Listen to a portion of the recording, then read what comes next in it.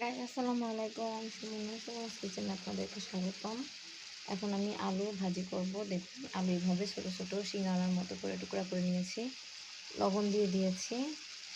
এভাবে করেও আপনারা আলু ভাজি খেতে পারেন। এই ভাজিটা দিয়ে রুটি, পরোটা বা ভাতের সাথে খেতে ভালো লাগে। আমি যে কুমিল্লায় থাকি, কুমিল্লার মানুষ বেশিরভাগ সময় এভাবে করে আলু ভাজি খেয়ে থাকে। এটার মধ্যে একটু হলুদ মরিচের গুঁড়া দিব, একটু ধনিয়ার গুঁড়া দিব।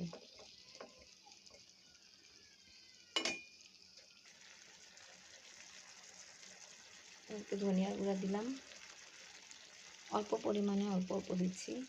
একটু হলুদের গুঁড়া জাস্ট একটু কালার চলে আসার জন্য, আর হচ্ছে মরিচের গুঁড়া দিচ্ছি একটু ঝাল হওয়ার জন্য।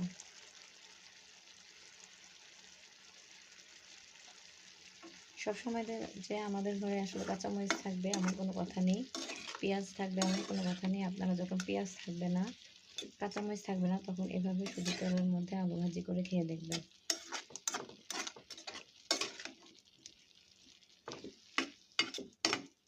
গাইস, আমার ফেসবুক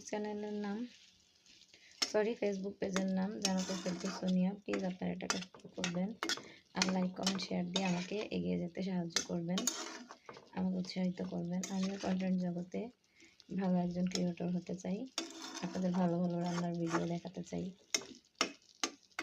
রান্নাটা হচ্ছে আমার শখের একটা কাজ, শখের একটা জায়গা রান্নাঘর।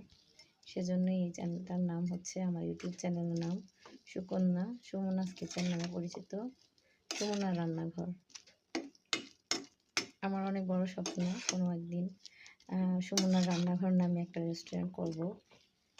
কারণ যেহেতু আমি রান্না করতে পছন্দ করি, ভালোবাসার কাজ এটা হচ্ছে একটা শিল্প, আর আমি এই শিল্পের সাথে জড়িত হয়ে আমার জীবনে অনেক কিছু করতে চাই।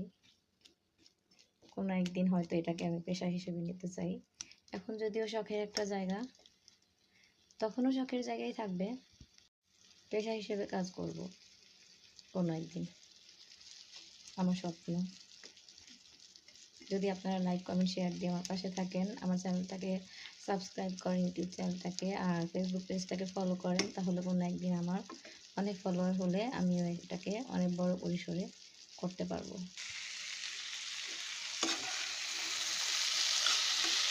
এখন নাড়াচাড়া করে দিচ্ছি গাইস, দেখুন সিদ্ধ হয়ে গেছে আমার আলুগুলো।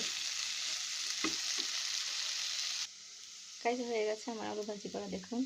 আল্লাহ হাফেজ।